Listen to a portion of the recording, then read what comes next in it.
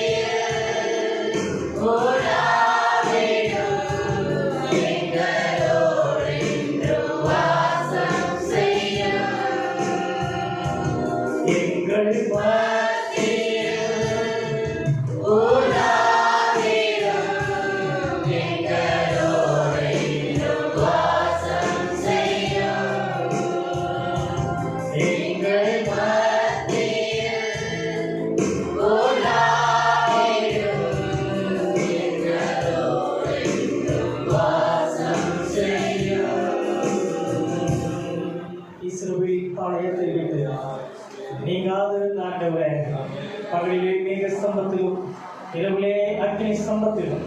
இஸ்ரவேலரை காத்து வழி நடத்தின தேவாதி தேவன் எங்களையும் காத்து வழி நடத்துவீராக. ஆண்டவரே, தேவ பிரசன்னத்தை நாங்கள் உணரவும், தேவனுடைய மகிமையின் ஊடாக ஆண்டவரே நாங்கள் கல்வி கருத்திருக்கவும் தேவனாகிய கர்த்தர் எங்களுக்கு கிருபை தருவீராக. ஆராதனை துவக்கம் முதல் முடிவு வரை நீரே ஆளுகை செய்து வழி நடத்துவீராக. வர வேண்டிய ஜனங்கள் எல்லாரையும் கர்த்தரை துண்டமாய் சமூகத்திலே கூட்டி சேர்ப்பீராக. எங்களை தாழ்த்துகிறோம், வெறுமையாக்குகிறோம். நீரே ஆளுகை செய்து வழி நடத்தும். இயேசுவின் நாமத்தில் ஜெபிக்கிறோம் நல்ல பிதாவே. ஆமென், ஆமென். ஹல்லேலூயா, ஹல்லேலூயா. கர்த்தர் நல்லவர். ஒரு சில பாடல்களை பாடி ஆண்டவருடைய நாமத்தை மகிமைப்படுத்துவோம். நமக்கு இந்த தளர்வுகள் கிடைத்தாலும் அதை சரியான விதத்தில் பயன்படுத்தும்படியாக ஏராளமான வழிகாட்டு நெறிமுறைகளும் நமக்கு அறிவிக்கப்பட்டிருக்கிறது. ஆகவே இயன்றளவுக்கு நீங்கள் மாஸ்க் அணிந்து கொள்ளுங்கள். அதை நடத்துகிற நாங்கள் அதை அணிந்து கொள்வதை தவிர்க்கிறோம். ஆனால் நீங்கள் அதை அணிந்து கொள்ள அன்பாய் நாங்கள் கேட்டுக்கொள்கிறோம். இயன்றளவுக்கு வருகிற நாட்களிலே தண்ணீர் பாட்டில் என்ன செய்ய கொண்டு வாங்க. ஒரு மாத காலத்துக்கு இன்னும் கொஞ்சம் கம்மி ஆயிடுச்சு அப்படின்னா என்ன செய்யலாம்னா மற்ற காரியங்களை நம்ம என்ன செய்யலாம். அதுபோல் தனி மனித இடைவெளியை நீங்கள் என்ன செய்யுங்க, கடைபிடிங்கள். கர்த்தர் சீக்கிரமாக இந்த நிலைகளை மாற்றுவார். ஆமென், ஹல்லேலூயா. அதுபோல் ஆராதனை நேரம் 1 மணி நேரம் மாத்திரமே வைக்கப்பட்டிருக்கிறபடினால் நீங்கள் இயன்ற அளவுக்கு 5 அல்லது 10 நிமிடங்களுக்கு முன்பாகவே வந்து சரியான நேரத்தில் ஆரம்பித்து சரியான நேரத்தில் முடிக்க உங்களுடைய ஒத்துழைப்பை கொடுக்க நாங்கள் அன்போடு கூட கேட்கிறோம்.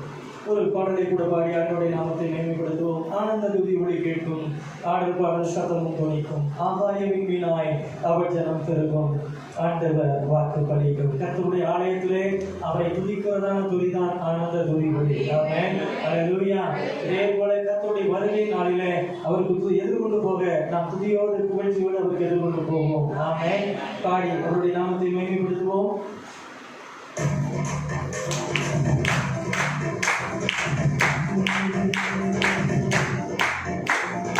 ஆனந்த துதி ஒளி கேட்கும், ஆடல் பாடல் சத்தமும் துணிக்கும், ஆகாயவின் வீணாய் அவர் ஜனம் பெருகும், ஆண்டவர் வாக்கு பலிக்கும். ஆகாயவின் வீணாய் அவர் ஜனம் பெருகும், ஆண்டவர் வாக்கு பலிக்கும்.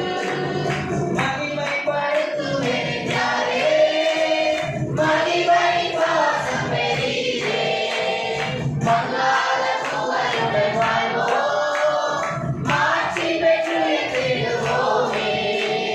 மகிமைப்படுத்துவேன் என்றாரே, மகிமை வாசம் பெரிதே, மங்காத புகழுடன்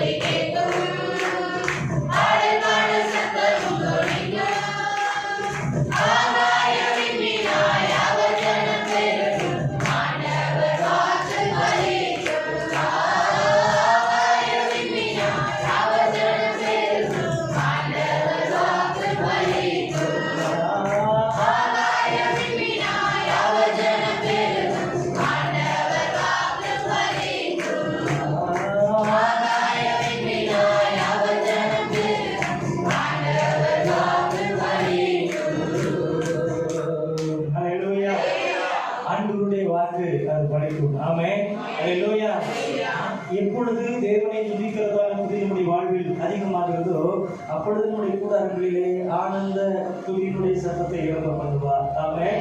அல்லேலூயா.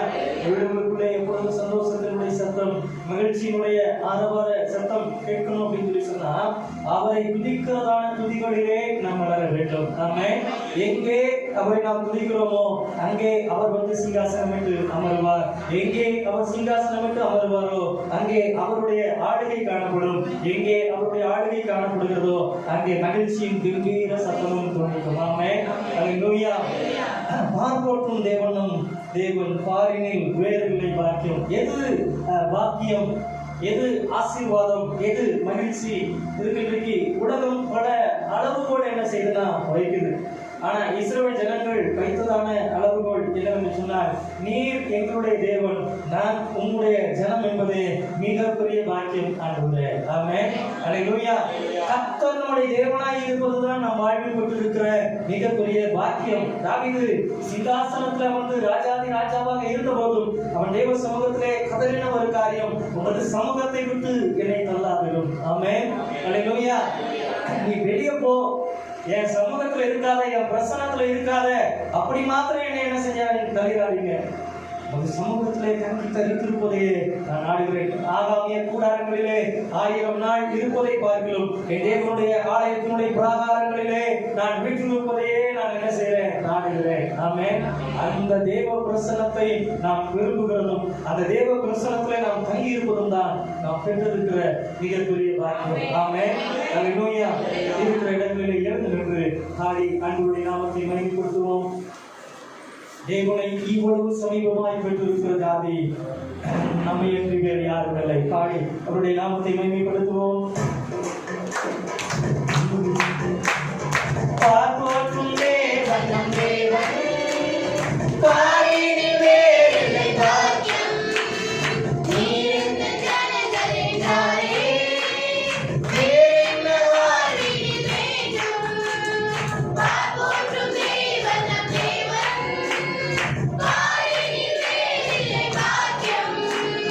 நீர் இந்த ஜனங்களின் தாயே, வேறென்ன வாழ்வில் வேண்டும்.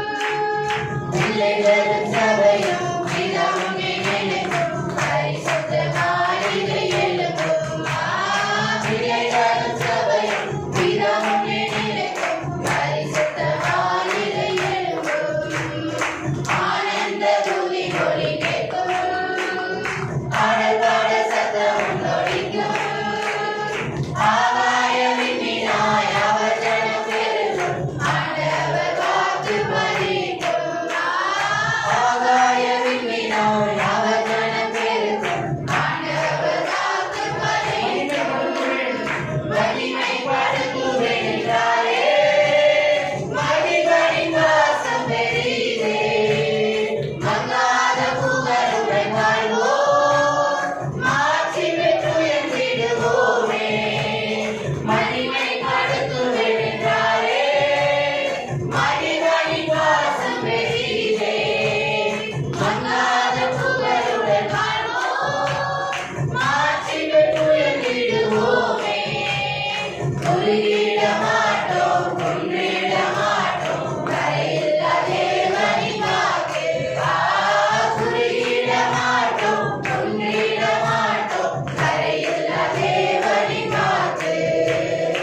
ஆனந்த துதி ஒலி கேட்கும், ஆடல்பாட சத்தமும் தொனிக்கும். ஆகாயவின் மீனாய் அவர் ஜனம் பெருகும், ஆண்டவர் வாக்கு பலிக்கும். ஆகாயவின் மீனாய் அவர் ஜனம் பெருகும், ஆண்டவர் வாக்கு பலிக்கும். ஆகாயவின் மீனாய் அவர் ஜனம் பெருகும், ஆண்டவர் வாக்கு பலிக்கும். ஆகாயவின் மீனாய் அவர் ஜனம் பெருகும், ஆண்டவர் வாக்கு பலிக்கும். இருக்கிற இடங்களில் அப்படியே சத்தம் உயர்த்தி ஒரு சில நிமிடங்கள் உயர்த்துவோம், உயர்த்துவோம், உயர்த்துவோம். ஹல்லேலூயா, ஹல்லேலூயா.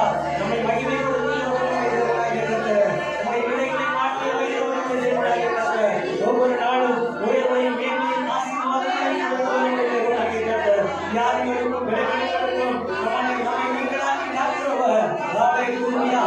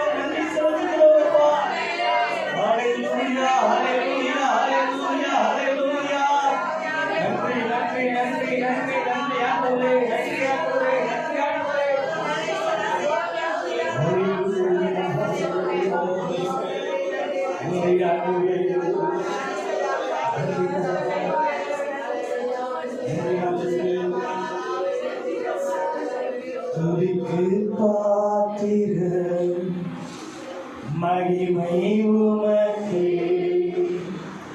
எங்கள் கரங்களை உயர்த்தி உமை என்றும் ஆராதிப்போம். துதிக்கு பாத்திரம் மகிமை உமக்கே, எங்கள் கரங்களை உயர்த்தி உமை என்றும் ஆராதிப்போம். எல்லாரும் சேர்ந்து துதிக்கு பாத்திரம் மகிமை உமக்கே, எங்கள் கரங்களை உயர்த்தி உமை என்றும் ஆராதிப்போம். துதிக்கு பாத்திரம் மகிமை உமக்கே, எங்கள் கரங்களை உயர்த்தி உமை என்றும் ஆராதிப்போம். நீ பெரியவர்,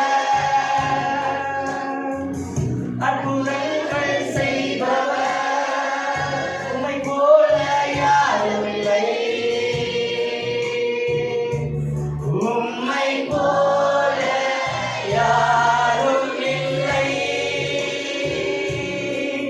நீ பெரியவர், அற்புதங்கள் செய்பவர், உம்மை போல யாரும் இல்லை,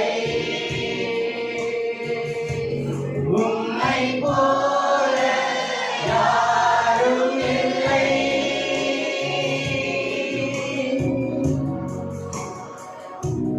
துதிக்கு பாத்திரம் மகிமை உமக்கே, எங்கள் கரங்களை உயர்த்தி உமை என்றும் ஆராதிப்போம். துதிக்கு பாத்திரம் மகிமை உமக்கே, எங்கள் கரங்களை உயர்த்தி உமை என்றும் ஆராதிப்போம். நீ பெரியவர், அற்புதங்கள் செய்பவர்,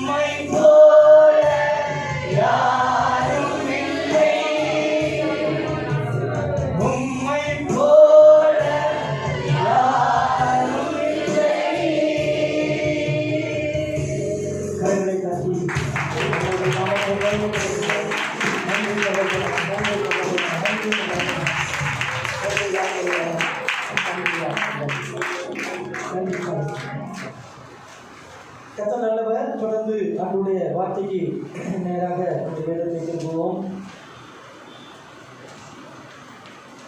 முதல் சுவிசேஷம் 17ஆம் அதிகாரம் 14 முதல் 18 வரையிலான வசனங்கள். அவர்கள் ஜனங்களிடத்தில் வந்தபோது ஒரு மனுஷன் அவரிடத்தில் வந்து அவர் முன்பாக முழங்கால் கொண்டு, ஆண்டவரே, மகனுக்கு இறங்கும், அவன் சந்திரலோகியை கொடிய வேதனைப்படுகிறார், அடிக்கடி தீயிலும் அடிக்கடி ஜலத்திலும் இருக்கிறார். அவனை இவருடைய சீசர்களிடத்தில் கொண்டு வந்து அவனை சுத்தமாக்க அவர்கள் இல்லாமல் போயிட்டு இருந்தார். இயேசு பிரதியுத்தரமாக, விசுவாசம் இல்லாத மாறுபாடுள்ள சந்ததியே, எதுவரைக்கும் நான் உங்களோடு இருப்பேன், எதுவரைக்கும் உங்களிடத்தில் பொறுமையாய் இருப்பேன், அவனை என்னிடத்தில் கொண்டு வாருங்கள் என்றார். இயேசு பிசாசை அதட்டினார், உடனே அது அவனை விட்டு புறப்பட்டது. இயேசு பிசாசை அதட்டினார், உடனே அது அவனை விட்டு புறப்பட்டது. கண்களை மூடி ஜெபிப்போம். பரிசுத்தமுள்ள பிதாவே, கிருபை நிறைந்த ஆண்டவரே, இந்த வாசிக்கப்பட்ட வேத பகுதியிலிருந்து கர்த்தரை எங்களோடு கூட இடைப்படுவீராக, எங்களோடு கூட நீ பேசுவீராக. எங்களுக்கு என்று வைத்திருக்கிறதான அந்த சத்திய வார்த்தைகளுக்கு நாங்கள் செவி கொடுக்க தேவன் எங்களுக்கு கிருபை தருவீராக என நாங்கள் ஜெபிக்கிறோம். கர்த்தாவே, சொல்றோம், உங்களுடைய சத்தம் எங்களை பலப்படுத்தட்டும் என நாங்கள் ஜெபிக்கிறோம். எங்களை தாழ்த்துகிறோம், உயர்வுகிறார். இயேசுவின் நாமத்தில் ஜெபிக்கிறோம் நல்ல பிதாவே, ஆமென். ஹல்லேலூயா. தேவனுடைய குறுக்கீடு என்கிறதான தலைப்பிலே இன்றைக்கு ஆண்டவருடைய வார்த்தைகளை நாம் தியானிக்க போகிறோம். நம்முடைய வாழ்க்கையிலே தேவனுடைய குறுக்கீடு, தேவனுடைய தலையீடு என்பது மிக மிக அவசியம். என்றைக்கு தேவன் நம்முடைய வாழ்க்கையிலே குறுக்கிட்டாரோ அன்றைக்கு நாம் தேவனை பின்பற்ற ஆரம்பித்தோம். அன்றைக்கு நம்முடைய வாழ்க்கை மாறினது. இன்றைக்கு தேவனுடைய பிள்ளைகளாய் நாம் என்ன செய்யறோம்னா இருக்கிறோம். இப்படியாக ஒவ்வொரு நம்முடைய வாழ்க்கையினுடைய ஒவ்வொரு நிலைகளிலும் ஒவ்வொரு பகுதிகளிலும் தேவனுடைய குறுக்கீடு என்பது மிக மிக அவசியம் என்று சொல்லி பார்க்கிறோம். நாம் செல்லக்கூடியதான பாதை தவறாக இருக்குமானால் அதை நிறுத்த தேவனுடைய குறுக்கீடு என்பது அவசியம். பிலேயாம் அவன் விரும்பினதான வழியிலே சென்ற பொழுது கர்த்தர் முதுகின பட்டயத்தோடு அவனுக்கு எதிராக நின்றார். தேவனுடைய குறுக்கீடு என்பது நாம் தவறான பாதைகளிலே செல்லும் பொழுது கர்த்தர் நமக்கு முன்பாக வழியை அடைத்து நிற்க வேண்டியது அவசியம். வழியை மாற்றி நம்மை இந்த வழியிலே நட என்று சொல்லி நடத்த தேவனுடைய குறுக்கீடு என்பது அவசியம். நம்முடைய திசைகளை மாற்ற, நம்மை வழி நடத்த நம்முடைய வாழ்க்கையிலே தேவனுடைய குறுக்கீடு என்பது அவசியம் என்று சொல்லி பாருங்கள். நம்ம வாழ்க்கையில ஏராளமான திருப்பங்கள் உண்டு, நம்ம வாழ்க்கையில ஏராளமான மாற்றங்கள் உண்டு. இதுதான் என்னுடைய வாழ்க்கை என்று சொல்லி நாம் தீர்மானித்து அந்த பாதையிலே கடந்து போய் கொண்டிருக்கும் பொழுது பல திருப்பங்களை, பல பாதைகளை என்ன செய்யறோம், மாற்றி திரும்ப நம்ம என்ன செய்யறோம்னா பயணிக்க ஆரம்பிக்கிறோம். அதற்கு பிறகு இதுதான் என் வாழ்க்கையை சொல்லிட்டு என்ன செய்யறோம், நம்ம மாறும். இப்படி நம்முடைய வாழ்க்கையிலே பல கட்டங்களிலே பல விதமான திருப்பங்கள் தேவன் என்ன செய்யறாருன்னா அனுமதிக்கிறார். அந்த திருப்பங்களின் மத்தியிலே தேவனுடைய குறுக்கீடுகளோடு கூட அந்த திருப்பங்கள் இருக்குமானால் நாம் ஆசீர்வாதமான பாதைகளை பயணிக்கிறோம் என்று சொல்லி அப்படியாக 3 தேவனுடைய குறுக்கீடுகள் என்பது நம்முடைய வாழ்க்கையிலே மிக மிக அவசியம். அதை குறித்ததான காரியங்களை தான் இன்றைக்கு நாம் தியானிக்க போகிறோம்.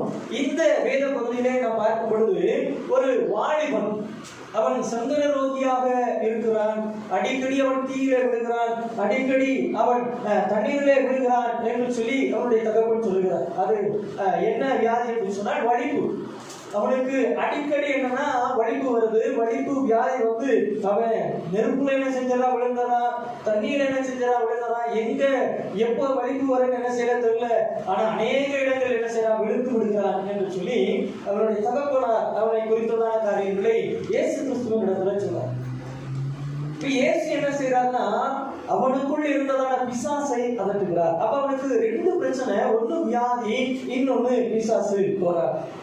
ஆகவே எப்படியாகிலும் தன்னுடைய மகன் குணம் பெற வேண்டும் என்று சொல்லி பல இடங்களிலே அழைத்து திரிந்ததான அந்த தகப்பன் ஒரு நாளிலே என்ன செய்கிறார் என்று சொன்னால் இயேசு கிறிஸ்துவனுடைய சீசர்களிடத்திலே அவனை கொண்டு வருகிறார். இயேசு கிறிஸ்துவனுடைய சீசர்களும் சரி, இதை இயேசு கிட்ட நம்ம கொண்டு போக வேண்டாம், நம்மளா டீல் பண்ணுவோம், நம்மளா இந்த பிரச்சனைக்கு ஒரு முற்றுப்புள்ளி வைப்போம்னு சொல்லி அவர்கள் பல விஷயம் போராடி பார்த்து கடைசியில அவன் கிட்ட செய்யலாம் குணம் ஆகல. அப்ப இனி இதுக்கு மேலேயும் சீசர்களை நம்பியும் பிரயோஜனம் இல்லை, டைரக்டா இயேசுவை பாத்திர வேண்டியதான் சொல்லி இயேசு கிறிஸ்துவனிடத்துல வந்து இயேசு கிறிஸ்துவுக்கு முன்பாக முழங்கால் படியிட்டு ஆண்டவரே எனக்கு இறங்கும் என்றார். ஆண்டவரே எனக்கு இரங்கும், என் மகனுக்கு இரங்கும். அவன் சந்தர ரோகியா என்ன செய்யறான் இருக்கிறான், அடிக்கடி தீயிலும் அடிக்கடி ஜலத்திலும் இருக்கிறான், கொடிய வேதனைப்படுகிறான். அவனுடைய வேதனை பெரிது, அவனுடைய கண்ணீர் பெரிது. தீயிலையும் தண்ணீரை விழுந்து அந்த வலிப்பு நோய் வந்து போனதற்கு பிறகு அவன் சரீரத்தில் அனுபவிக்கக்கூடிய வலி வேதனைகள் பெரிது. ஆண்டவரே என் மகனுக்கு இரங்கும், அவனை சொஸ்தமாக்கும்படி இப்படி சீசர்களிடத்திலே கொண்டு வந்தேன், அவர்களால் சொஸ்தமாக கூடாமல் போயிற்று அப்படிங்கிற காரியத்தை என்ன செய்யறா. இயேசு கிறிஸ்து அவனை கடிந்து கொண்டு அற்ப விசுவாசியே அப்படின்னு சொல்லிட்டு என்ன செய்யறாருன்னா சொல்றார், எதுவரைக்கும் விசுவாசம் இல்லாத மாறுபாடுள்ள சந்ததிக்கு எதுவரைக்கும் உங்களிடத்துல பொறுமையாக இருப்பேன், அவனை என்னிடத்தில் கொண்டு வாருங்கள் சொல்லிட்டு அந்த பிசாசை அதட்டுகிறார். பிசாசு அவனை விட்டு நீங்கினது, அவன் சொஸ்தமானான் என்று சொல்லி என்ன செய்யணும். ஏற்ற உதவி கிடைக்க வேண்டுமானால் தேவனுடைய குறுக்கீடு என்பது அவசியம். முதல் காரியம், நம்முடைய வாழ்க்கையில் ஏற்ற உதவி கிடைக்க வேண்டுமானால் தேவனுடைய குறுக்கீடு என்பது அவசியம். சில காரியங்கள்ல தேவன் மாத்திரமே நமக்கு உதவி செய்ய முடியும், தேவன் மாத்திரமே நமக்கு அற்புதம் செய்ய முடியும், தேவன் மாத்திரமே நம்முடைய பிரச்சனைகளுக்கான தீர்வை கொடுக்க முடியும் என்று சொல்லி பார்க்கிறோம். அவன் சீசர்களை சந்தித்தார். சீசர்களை சந்தித்து சீசர்களிடத்தில் தன்னுடைய பிரச்சனைகளை சொல்லி சீசர்களும் தங்களால் இயன்ற அளவுக்கு என்ன செய்யறாங்க, முயற்சி செய்யறாங்க. ஆனா பிரச்சனை முடியல. ஏனென்று சொன்னால் பிரச்சனைக்கான தீர்வு சீசர்களிடத்தில் இல்லை, இயேசுவினிடத்தில் என்ன செய்து. இன்னைக்கு நம்ம லைஃப்ல அநேக பிரச்சனைகளுக்கு உடனே என்ன செய்ய, ஊழியக்காரர்களை நம்பி ஓடுகிறோம். அந்த ஊழியக்காரர்களை லெட்டர் போடுவோம், இந்த ஊழியக்காரர்கள் லெட்டர் போடுவோம், எங்களுக்காக நீங்கள் ஜெபம் பண்ணிக் கொள்ளுங்கள், எங்களுக்காக நீங்கள் வேண்டிக் கொள்ளுங்கள், பாஸ்டர் எங்களுக்கு இப்படி ஒரு பிரச்சனை ஜெபம் பண்ணுங்க. சரி, நீங்க ஜெபம் பண்றீங்களா அப்படின்னா இல்ல, அதான் நீங்க ஜெபம் பண்றீங்கல்ல, அநேகருடைய ஸ்தோத்திரங்களினாலே கிருபைகள் பெறுவோம், நீங்களா ஜெபம் பண்ணுங்க ஜெபம் பண்ணுங்க ஜெபம் பண்ணுங்க அப்படின்ட்டு என்ன செஞ்சிடும் போயிடும். நம்முடைய பிரச்சனைகளுக்கான தீர்வு இயேசுவே எங்களுக்கு இறங்கும் என்று சொல்லி இயேசுவுக்கு முன்பாக நாம் முழங்கால் படியிட்டு இயேசுவுக்கு முன்பாக நாம் இரக்கத்திற்காக காத்திருக்கும் பொழுது இயேசு நம்முடைய வாழ்க்கையில் என்ன செய்வார்னா குறுக்கிடுவார். ஆமென், அல்லேலூயா. நம்ம ரொம்ப பிஸியா இருக்கிறோம் சொல்லி அவங்க இவங்க பிரேயர் ரெக்வெஸ்ட் சொல்லிட்டு என்ன செய்யலாம், ஜெபம் பண்றோம். இன்னைக்கு ஒரு கெட்ட குழந்தை என்னன்னா, சோசியல் மீடியால பேஸ்புக்ல யூடியூப்ல லைவ் போடுறப்போ எங்களுக்கு உங்கள் விண்ணப்பங்களை என்ன செய்யுங்க அனுப்புங்க, நாங்க உங்களுக்காக ஜெபம் பண்றோம்னா நம்ம அதுல கமெண்ட் போட்டு நம்ம என்ன செய்யணும், உட்காந்துட்டு இருக்கோம். நம்ம பிரச்சனைக்கு நம்ம தான் ஜெபம் பண்ணணும், நமக்கு பசிச்சா நம்ம தான் சாப்பிடணும், நமக்கு தாக எடுத்தா நம்ம தான் என்ன செய்யணும், தண்ணி குடிக்கணும். அந்த தகப்பன் முடிவு செய்கிறா. இனி சீசர்களே நம்முடைய பிரயோஜனம் இல்லை, இயேசுவே எனக்கு இறங்கும். ஏற்ற உதவி நமக்கு கிடைக்க வேண்டுமானால் இயேசுவினுடைய குறுக்கீடு என்பது அவசியம். இயேசு நம்முடைய வாழ்க்கையிலே இடைவிட வேண்டியது அவசியம். இயேசு நம்முடைய வாழ்க்கையிலே இறங்கி கிரியை செய்ய வேண்டியது அவசியம். நம்முடைய வாழ்க்கையிலே வேதனை கொடிதாக இருக்குமானால் இயேசு அவர் செயல்பட வேண்டியது மிக மிக அவசியம். ஆமென். அப்ப அவங்க என்ன செய்யறாங்கன்னா, இயேசுவே நீர் எனக்கு இறங்கும் என்று சொல்லி அவர்கள் சொல்கிறார். சீசர்கள் உதவி செய்ய நினைத்தார்கள், ஆனால் தோல்வி அடைந்தார்கள் என்று சொல்லிட்டார். சில நேரங்களில் நம்ம பிரச்சனைகளுக்கு பல மனிதர்கள் உதவி செய்யலாம், எல்லா மனிதர்களுடைய தயவு நமக்கு கிடைக்கலாம், அவர்களும் எவ்வளவோ கஷ்டப்பட்டு நம்மளை மேலே கொண்டு வந்துடலாம், போராடலாம். ஆனால் அவைகள் நம்முடைய பிரச்சனைகளுக்கான தீர்வு அல்ல. தீர்வு என்பது யாருக்கு இருக்குன்னா இயேசுகிட்ட. இப்போ இயேசுகிட்ட கொண்டு வந்த உடனே அவர் பிசாசை அதட்டுகிறார். அந்த வியாதி என்ன செய்யுது, மாறி சந்தன ரோகியா இருக்கிறான். அவன் என்ன செய்யறான், பயங்கரமா வேதனைப்படுறான். வலிப்பு வியாதினால் என்ன செய்யறான், வேதனைப்படுறான். சீசர்களும் போராடி பார்க்கறாங்க, வியாதி தான் பிரச்சனை, வியாதி தான் பிரச்சனை. இந்த வியாதி மாறிச்சுன்னா இவன் தீயில விழ மாட்டான், இந்த வியாதி மாறிச்சுன்னா இவன் தண்ணியில விழ மாட்டான். வியாதியை மாற்றும்படியா போராடுறாங்க. இயேசு கிட்ட வந்ததுக்கு அப்புறம் இயேசு வியாதியை அகற்றல, மாறாக இயேசு பிசாசை அதட்டுகிறார். பிரச்சனை என்னங்கிறத மற்றவங்களுக்கு என்ன செய்யல, புரியல. இயேசு பிரச்சனைகளையும் அறிந்தவர், அதற்கான தீர்வையும் அறிந்தவர். இயேசு அதட்டுகிறார். வியாதி என்ன செய்து மாறுது, அவன் சொஸ்தமாக்குறான் என்று சொல்லியிருக்கார். நம்முடைய வாழ்க்கையினுடைய நன்மைகளை, ஆசீர்வாதமான வாழ்க்கைகளை தடை செய்கிறதான பிசாசை இயேசு மாத்திரமே அதட்ட முடியும். பல வருடங்களா பிரயாசப்படுறோம், பல வருடங்களா போராடுறோம், என்ன ஆசீர்வாதத்தை பார்க்கவே இல்லை. ஏன் எதற்கு என் வாழ்க்கையில மாத்திரம் இவ்வளவு போராட்டம்? இயேசு கிறிஸ்து அதட்ட வேண்டிய காரியங்களை அதட்டினால், நம்முடைய வாழ்க்கையிலே போராடி கொண்டிருக்கிறதான பிசாசினுடைய கிரியைகளை அகற்றினால் நம்ம வாழ்க்கை ஆசீர்வாதமா செழிப்பா என்ன செய்யணும்? சங்கீதம் 27 சங்கீதம் 10 சங்கீதக்காரன் சொல்கிறான், என் தகப்பனும் என் தாயும் கைவிட்டாலும் கர்த்தர் என்னை சேர்த்துக் கொள்வார். சில நேரங்களில் தாய் தகவல் கூட கைவிடலாம், நாம் நம்பின மனிதர்கள் கூட கைவிடலாம். ஆனால் கைவிடாத தெய்வம் யாருன்னா இயேசு. அவரிடத்துல வந்து கேட்கணும், இயேசுப்பா நீங்க எனக்கு என்ன செய்ய உதவி செய்ய.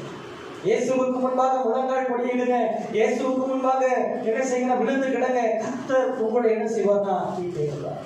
அமெரிக்க தேசத்திலே நீதிமன்றத்தால் மரண தண்டனைக்கு உள்ளாக்கப்பட்டதான ஒரு குற்றவாளி, அவனை எப்படி ஆகியும் காப்பாற்றி விட வேண்டும் என்று சொல்லி அவருடைய தாயும் தகப்பனாரும் அவருடைய உறவினர்களும் பல கருணை மனுக்கள் என்ன செய்யறாங்க, எழுதி அனுப்பிக்கிட்டே இருக்கிறாங்க. மாகாணத்தினுடைய கவர்னருக்கு பல மனுக்கள் என்ன செய்யறாங்க, அனுப்புறாங்க. எல்லா மனுக்களும் நிராகரிக்கப்பட்டு மறுநாள் காலையிலே தூக்கிலிடப்பட வேண்டியதான ஒரு நிலைக்கு அவன் தள்ளப்படுகிறான். இந்த நேரத்தில் சிறைச்சாலை ஒரு போதகர் வந்து அவனை பார்த்து அவனிடத்துல பேசுகிறார், உனக்கு ஒரு வாய்ப்பு, இன்னும் சில மணி நேரங்களிலே மரணத்தை சந்திக்க இருக்கிறதான் நீ இயேசு கிறிஸ்துவினிடத்தில் உன்னுடைய பாவங்களை அறிக்கையிட்டு, இயேசு கிறிஸ்துவினிடத்திலே உன்னுடைய பாவங்களை அறிக்கையிட்டு ஆண்டவரிடத்திலே மன்னிப்பு. இயேசுவா, நான் என் வாழ்க்கையில் இப்படிப்பட்டதான பாவங்களை எல்லாம் செய்திருக்கிறேன், என்னை மன்னியும், எனக்கு இரக்கம் பாராட்டுங்க, ஆண்டவரிடத்தில் மன்னிப்பு கேள். ஒருவேளை உலகத்தினுடைய சட்டங்களால் நீ மரணத்தை சந்தித்தாலும் இயேசுவினுடைய கிருபையினாலே முக்கிய வாழ்க்கையை நீ பெற்றுக்கொள்வாய் அப்படின்னு சொன்னார். ஆனால் அதற்கு செவி கொடுக்காத அவன் சொன்னான், இன்னும் சில மணி நேரங்களிலே மறிக்கப் போகிறதான நான் இயேசுவினிடத்தில் மன்னிப்பு கேட்டால் மாத்திரம், இயேசுவினிடத்தில் இரக்கத்துக்காக கெஞ்சினால் மாத்திரம் என்னுடைய வாழ்க்கை மாறவா போகிறது? இல்லை, வாழ்க்கையினுடைய முடிவு இதுதான். நான் எப்படி சாக போறேன்னு எனக்கு தெரியும், எப்படி என் வாழ்க்கை முடிய போகுதுன்னு எனக்கு தெரியும். ஆகவே நான் யாரிடத்திலும் மன்னிப்பு கேட்க தயாராக இல்லை என்று சொல்லி சொன்னார். இந்த போருக்கு கடந்து போன பின்பு அங்கு வந்ததான சிறைச்சாலை தலைவன், சிறை கண்காணிப்பாளர் அவனை பார்த்து சொன்னாராம், உனக்கு கிடைத்த நல்ல ஒரு வாய்ப்பை நீ இழந்து போனாய். இப்பொழுது போதகர் வேடத்தில் வந்ததான அவர் திருச்சபையினுடைய போதகர் அல்ல, மாறாக இந்த மாகாணத்தினுடைய கவர்னர் அவர்தான்.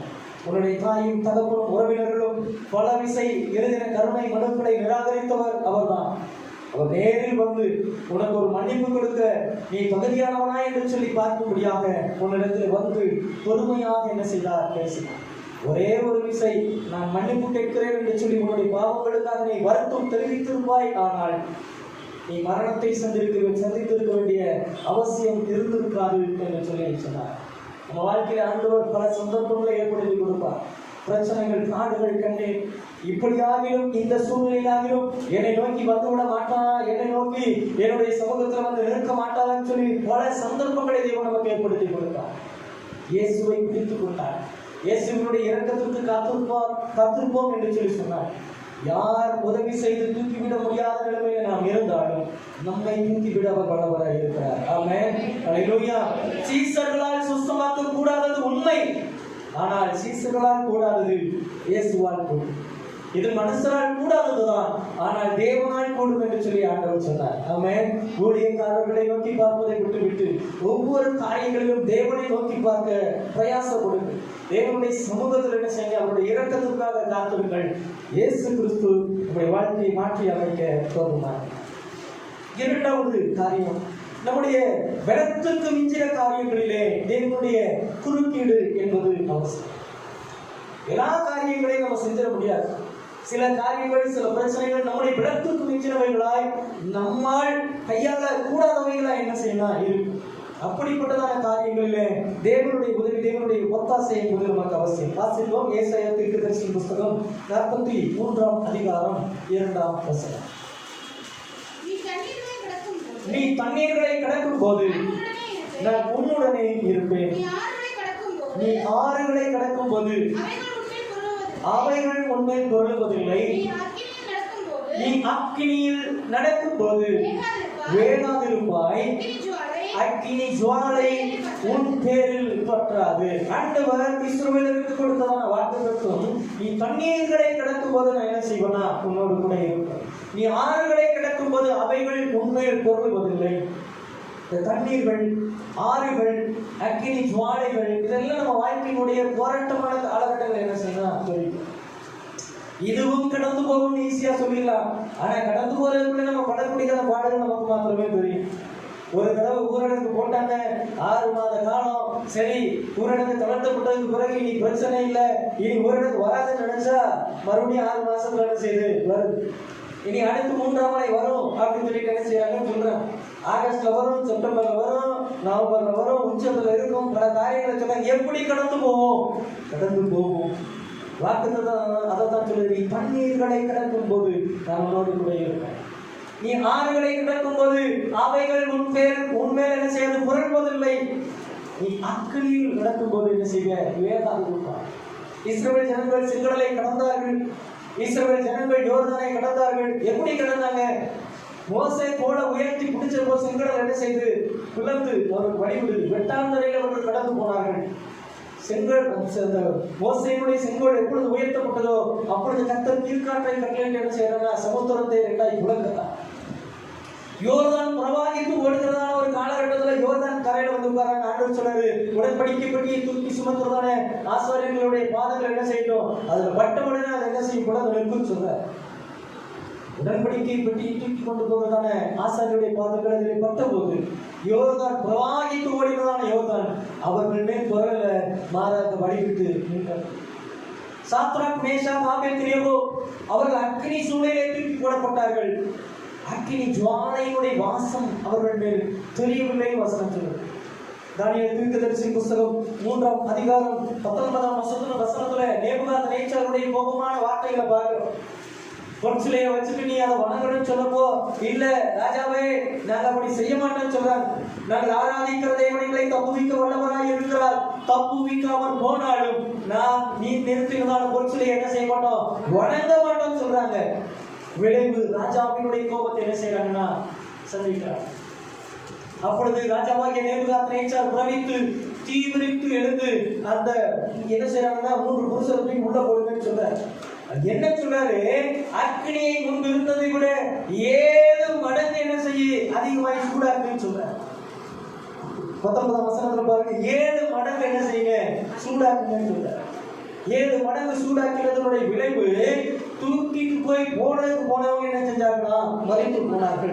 3ஆம் அதிகாரம் 22ஆம் வசனம் தெளிவாக சொல்கிறது, அவர்கள் தூக்கி போட்டதான புருஷரை கொண்டு போட்டது. சாத்ராக், மேஷாக், ஆபேத்நேகோவை கட்டி என்ன செய்யறாங்க? தூக்கி போடுறாங்க. கட்டி தூக்கிட்டு போறதுக்கு போனவங்க என்ன செய்யறாங்க? அந்த அனல் பட்டு என்ன செஞ்சாங்க? செத்து போனாங்க. அவ்வளவு உக்கிரமாய் அக்கினி என்ன செய்து கட்டி எறிகிறது. ஆனால் அவங்களுக்கு என்ன நடந்துச்சுன்னு சொல்லி தானியேல் தீர்க்கதரிசி புத்தகம் 3ஆம் அதிகாரம் 24ஆம் வசனம் சொல்கிறது, கட்டுண்டவர்களாய் போடப்பட்டவர்கள் விடுதலையாய் அக்கினியின் நடுவிலே உலாவினார்கள் என்று சொல்லி பார்க்கிறோம். ஆமென். அவர்கள் கட்டப்பட்டது உண்மை, அவர்கள் அக்கினியிலே கூட தூக்கி போடப்பட்டது உண்மை. ஆனால் அக்கினியிலே போடப்பட்டதால் அவர்கள் வெந்து போகவில்லை. அக்கினியிலே போடப்பட்டவர்கள் எரிந்து போகவில்லை. அக்கினியிலே போடப்பட்டதால் அவர்கள் மரித்து போகவில்லை. 7 மடங்கு சூடாக்கப்பட்டதான அக்கினியிலே போடப்பட்டதான அவர்கள் கட்டுகள் அறுபட்டவர்களாய் விடுதலையாய் உலாவினார்கள் என்று சொல்லி வசனம் சொல்கிறது. ஆமென். ஏன் விடுதலையாக உலாவினார்கள் என்று சொன்னால் அவர்களோடு கூட தேவன் இருந்தார். 3ஆம் அதிகாரம் 24ஆம் வசனம் சொல்கிறது, நாம் 3 பேரை அல்லவா போட்டோம், இதோ 4ஆம் ஒரு நபர் உலாவுகிறார். 4ஆம் நபருடைய சாயல் தேவபுத்திரருக்கு ஒப்பாய் இருக்கிறது. தேவபுத்திரன் அது இயேசு கிறிஸ்துவை குறிக்கிறது.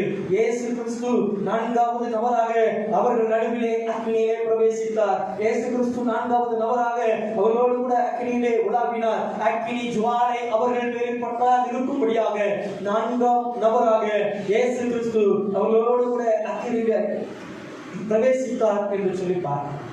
ஆமென்.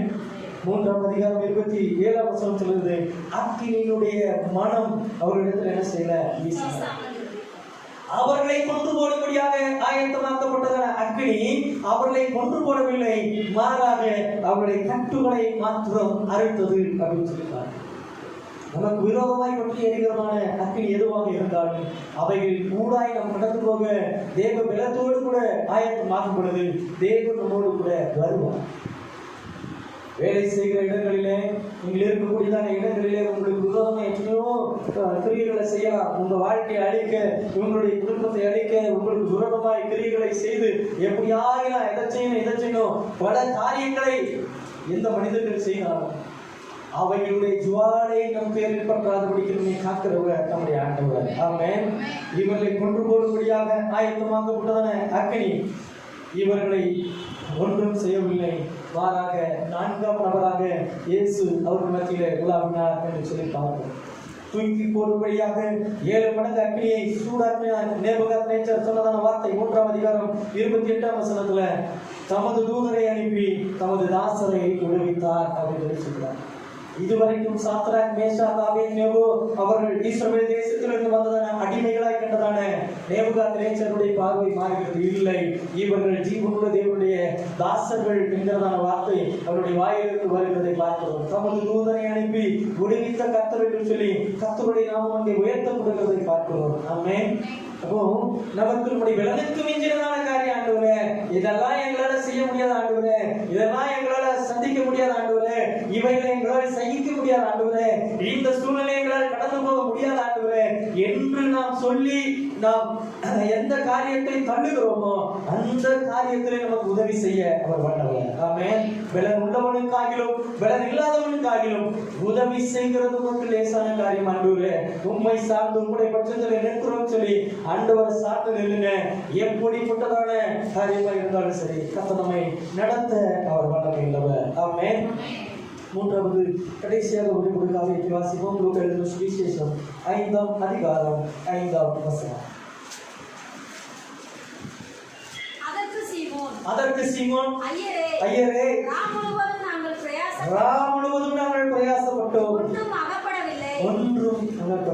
3வது காரியம், கடின உழைப்புகளும் நம்முடைய திட்டங்களும் தோற்று போகும்போது தேவனுடைய குறுக்கீடு என்பது பேதுரு பல வருடங்களாய் கிணசிலிருந்து கடலிலே மீன் பிடிக்கிறதான அனுபவம் உள்ள பேதுரு எந்த மீன் கிடைக்கும், எங்க வளைய போட்டா என்ன கிடைக்கும், எத்தனை மணிக்கு வளைய போட்டா மீன் பிடிக்க முடியும், சகல திட்டங்களையும் அறிந்திருந்ததான பேதுரு கடினமான உழைப்பாளி, ராம் முழுவதும் பிரயாசப்பட்டு உழைக்கக்கூடியதான ஒரு கடின உழைப்பாளி அவனுடைய வாழ்க்கையில பிரயாசத்துக்கு உண்டான பலன் என்ன செய்யல பார்க்கிறோம். ராம் முழுவதும் பிரயாசப்பட்ட ஆண்டவரே ஒன்றும் அகப்படல, ஒன்று கூட கிடைக்கலப்பா. இங்க போட்டா இங்க வளைய போட்டா மீன் கிடைக்குமா, இங்க வளைய போட்டா மீன் கிடைக்குமா, இங்க எல்லாம் ஃபெயிலியர் ஆயிடுச்சு, கடைசியில எங்கேயாவது போடுவோம். பல இடங்களிலே வலையை மாற்றி மாற்றி மாற்றி மாற்றி போட்டு எதுவுமே கிடைக்கல. விளைவு வெறுமையான ஒரு மனிதனாக ஒன்றுமே போடல ஆண்டவரே அப்படின்னு சொல்லி தோல்வியை அடைந்த மனிதனாக என்ன செய்யறா இருக்கிறேன். ஏசவனை பார்த்து சொல்றாரு, வளைய ஆழத்துல என்ன செய்ய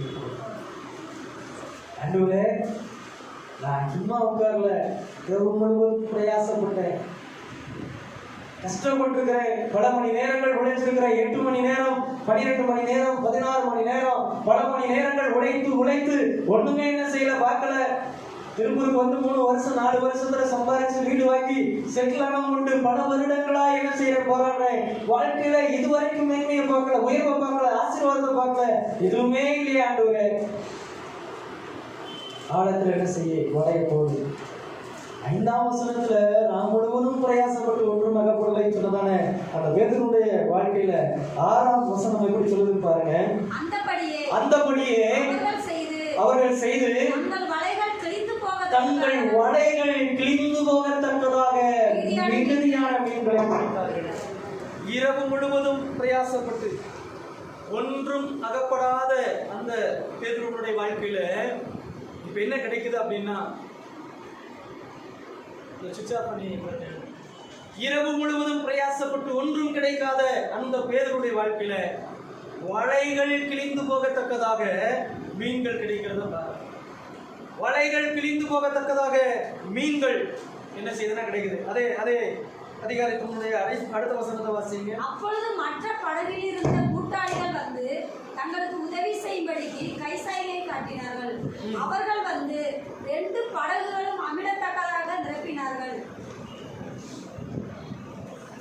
அவர்கள் வந்து 2 படகுகளும் அமிழத்தக்கதாக என்ன செய்தாங்க? கொஞ்ச நேரத்துக்கு முன்பாக அவனுடைய வாழ்க்கை எப்படி இருந்துச்சுன்னா, இரவு முழுவதும் பிரயாசப்பட்டு ஒன்றும் அகப்படல, இன்னைக்கு எனக்கு எதுவுமே கிடைக்கல, என் லைஃப்ல கூட நான் வறுமையான ஒரு நிலையில இன்னைக்கு நான் இருக்கிறேன் அப்படின்றதான நிலையில இருந்து வலைகள் கிழிந்து போகத்தக்கதான விதத்துல என்ன செய்தான்? மீனை பிடிச்சான். தனக்கு உதவி செய்யும்படி தன்னுடைய சகாக்கள் என்ன செய்யறான்? கூப்பிடுறான். அதுக்கு பிறகு என்ன நடக்குது அப்படின்னு சொல்லி பார்த்தா, 2 படகுகளும் அமிழ்ந்து போகத்தக்கதான விதத்தில் என்ன செய்தான்? மீன்களை பிடித்தான். இந்த கொஞ்ச நேர இடைவெளியில வாழ்க்கையில நடந்ததான ஒரு அற்புதம் என்னன்னா, இயேசுவை சந்தித்தான், இயேசுவோடு கூட பேசினான். இயேசு அவனுடைய வாழ்க்கையில் என்ன செய்தான்னா? கிரியை செய்ய ஆரம்பித்தார். காலத்தில் என்ன செய்? வளையக்கூடாது. நான் முழுவதும் பிரயாசப்பட்டு ஆகிடுவேன், ஒன்று கூட கிடைக்கல. ஆனா உங்க வார்த்தையின்படி நான் என்ன செய்யறேன்? வளைய போறேன். உங்களுடைய வார்த்தையின்படி நான் என்ன செய்யறேன்னா வளைய போடுறேன். தேவனுடைய வார்த்தைக்கு கீழ்ப்படிய தன்னை என்ன செய்யறானா? நீங்க சொல்லிட்டீங்க ஆண்டவரே, நான் செய்யறேன். தேவனுடைய குறுக்கீடு பேதுருவுடைய வாழ்க்கையை மாற்றி அமைத்தது. ஒன்றுமில்லாமல் வெறுமையாக இருந்ததான அவன் 2 படகுகள் அமிழத்தக்கதாக, வலைகள் கிழியத்தக்கதாக என்ன செய்தானா? மீன்களை பிடிச்சான். எவ்வளவுதான் பிரயாசப்பட்டு நம்ம திட்டம் போட்டு கடுமையா உழைக்கிறதுனால முன்னேறிட முடியுமா? இல்லை. ஆனா இயேசு சொல்றதான வார்த்தைகளை கேட்டு, இயேசுவினுடைய வார்த்தைகளுக்கு கீழ்ப்படிந்து, இயேசுவினுடைய வார்த்தைகளுக்கு செவி கொடுத்து நடக்க ஆரம்பிப்போம் என்று சொல்லி சொன்னான். நம்ம வாழ்க்கை நிச்சயமா மாறும். நம்ம வாழ்க்கை ஆசீர்வாதமா என்ன செய்யணும்? மாறும். பேதுரு அதை தன்னுடைய வாழ்க்கையில் என்ன செய்யறானா? 5 அப்பம் 2 மீனை கொண்டு 5000 பேரை போஷித்து 12 கூடைகளை மீதம் எடுக்க பண்ணுகிறவர் யாருன்னா, நாம் ஆராதிக்கிறதான கர்த்தர். இந்த குறைஞ்ச வருமானத்துல எப்படி என் குடும்பத்தை நடத்த முடியும்? இந்த குறைஞ்ச வருமானத்துல நான் எப்படி சேர்க்க முடியும்? இந்த குறைஞ்ச வருமானத்துல நான் எப்படி செட்டில் ஆக முடியும்? இல்லாதவைகளை இருக்கிறவைகளாய் அழைக்கிறவருடைய கரங்களில் வந்து கொடுங்க. ஆண்டவரே, என்கிட்ட இருக்கிறது இவ்வளவுதான், ஆசீர்வதித்து பெருக பண்ணுங்க. ஒன்றுமில்லாம வெறுமையா இருக்கிறதான எங்க வலைகள் ஆண்டவரை கிழிந்து போகத்தக்கதாக நீங்க நிரப்புங்க. ஆண்டவரே, வெறுமையான இந்த படகு அமிழ்ந்து போகத்தக்கதாக நீங்க நிரப்புங்க சொல்லி ஆண்டவரிடத்துல என்ன செய்ய ஒப்பு கொடுங்க. ஆண்டவர் ஆசீர்வாதங்களை கொடுக்க ஒரு உண்மை உள்ளவர். ஆமென்.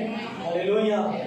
எல்லாவற்றுக்கும் மேலா பேதுரு அதை பார்த்து போல சொல்றான், ஆண்டவரே, என்னை விட்டு போக வேண்டும், நான் பாவியான மனுஷன், நான் பாவியான மனுஷன். வெறுமனே உலக பிரகாரமான ஆசீர்வாதத்தை மாத்திரம் பேதுரு பெற்றுக் கொள்ளல, தன்னுடைய உண்மையான நிலையை உணர்ந்து கொண்டார். நான் பாவியான மனுஷன். ஆண்டவர் சொல்றாரு, நீ என்னை பின்பற்றி வா, என்னை மனுஷரை பிடிக்கிறவனாக்குங்க. எவரை எந்த ஒரு பேதுரு தன்னுடைய உள்ளான வாழ்க்கையை பார்த்து நான் பாவியான மனுஷன் என்று சொல்லி அறிக்கையிட்டானோ, அந்த பாவியான மனுஷனை அப்போஸ்தலர்களுக்கெல்லாம் பிரதான அப்போஸ்தலனாக இயேசு மாற்றினார் என்று சொல்லி பார்க்கிறோம். இயேசுவினுடைய குறுக்கீடு பேதுருடைய வாழ்க்கையை ஆசீர்வாதத்தை மாத்திரமல்ல, ஒரு பெரிய மாற்றத்தை கொண்டு வந்தது என்று சொல்லிட்டார். தேவனுடைய குறுக்கீட்டுக்காக காத்தது. ஆண்டவரே, நீங்க என் வாழ்க்கையில கிரியை செய்யுங்க, நீங்க என் வாழ்க்கையில இடைப்படுங்க. என் வாழ்க்கை ஆண்டவரே நான் எடுக்கக்கூடிய தீர்மானங்களின் படியாக அல்ல, என் தேவனுடைய தீர்மானங்களின் படியாக என்ன செய்ய இருக்கட்டும். என் பாதைகள் உம்மால் தீர்மானிக்கப்படட்டும், என்னுடைய நடைகள் உம்மால் உறுதிப்படுத்தப்படட்டும். நீங்க என்னை நடத்துங்க சொல்லி ஆண்டவருடைய கரங்களில ஒவ்வொரு நாளை என்ன செய்யுங்க ஒப்புக்கொடுங்க. கர்த்தர் உங்களுடைய வாழ்வை மாற்றி அமைக்க போதுமான உதவி செய்ய நினைத்து சிஷ்யர்கள் தோற்று போன போது இயேசு அவனுக்கு உதவி செய்ததை போல அவர்கள் பலர் உதவி செய்ய நினைத்து இப்படி வாழ்க்கையில கிடைக்காத ஆசீர்வாதங்களை தேவன் உதவி செய்யும் பொழுது நமக்கு கிடைக்கும். நம்மளுக்கு பலத்துக்கு மிஞ்சினதான போராட்டங்கள், தண்ணீர்கள், அக்னி, கடுமையான காலகட்டங்கள். இந்த காலகட்டங்கள் இயேசுவே நீங்க என் வாழ்க்கையில் என்ன செய்யுங்க, என் குடும்பத்துல 4வது நபராக 3வது நபராக இயேசுவே நீங்க என்ன செய்யுங்க, உலாவி வாங்கன்னு சொல்லி இயேசுவுக்கு அழைப்பு கொடுங்க. இயேசு உங்க வாழ்க்கையில கிடைக்கும். ஒன்றுமே இல்லை, கடுமையாய் உழைக்கும் பிரயாசப்பட்டும் என் வாழ்க்கையில எந்த ஆசீர்வாதமும் கிடைக்கல. இயேசுகிட்ட கேளுங்க, இயேசுவே நான் சரியான இடத்துலதான் வளைய போறேன்னா எங்க போடணும்னு சொல்லுங்க, எந்த ஆழத்துல போடணும்னு சொல்லுங்க, எந்த கம்பெனியில போய் நிக்கணும்னு சொல்லுங்க. என்னை நீங்க வழி நடத்துங்கன்னு சொல்லி ஆண்டவருடைய வழிகாட்டுதலுக்கு என்ன செய்ய விட்டு கொடுங்க. தேவனுடைய குறுக்கீடு உங்களுடைய வாழ்வை ஆசீர்வாதமாய் மாற்றியது.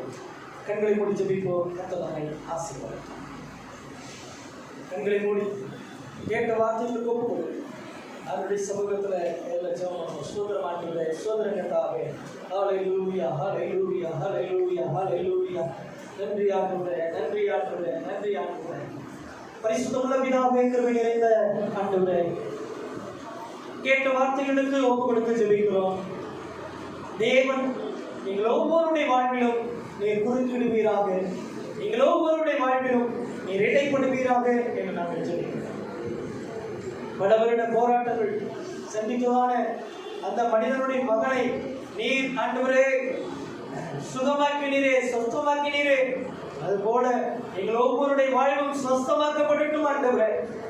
ஒவ்வொருடைய வாழ்க்கையும் எதிர்பார்த்திருக்கிறதான சுகம், எதிர்பார்த்திருக்கிறதான ஆரோக்கியம், எதிர்பார்த்திருக்கிறதான நன்மை ஒவ்வொரு குடும்பங்களிலும் கட்டளையிடப்படட்டும் என்று நாங்கள் ஜெபிக்கிறோம். எங்கள் பலத்திற்கு மிஞ்சின காரியங்களை எங்கள் மேற்கொண்டு கடந்து போக கர்த்தர் உதவி செய்யும்.